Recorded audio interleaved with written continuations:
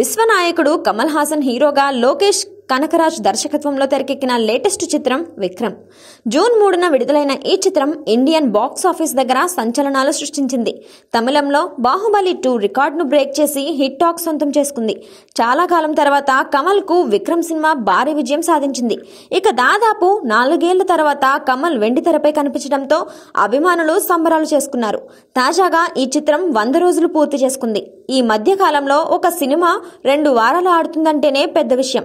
అలాంటిది విక్రమ్ 100 రోజులు పూర్తి చేసుకుని తమిళనాడులో ఇంకా 2-3 థియేటర్లలో ప్రదర్శితమవుతుంటే విశేషమనే చెప్పాలి. 100 రోజులు పూర్తయిన క్రమంలో కమల్ ఓ వాయిస్ ట్వీట్ చేశాడు.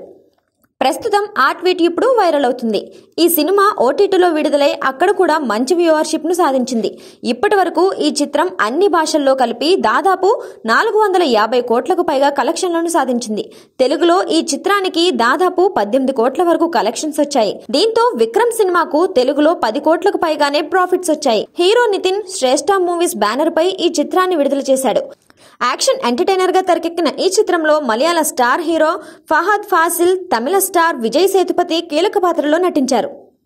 సూర్య రోలెక్స్ పాత్రలో 5 నిమిషాలు మెరిశాడు. సూర్య పాత్ర సినిమాకే హైలైట్ అని చెప్పవచ్చు.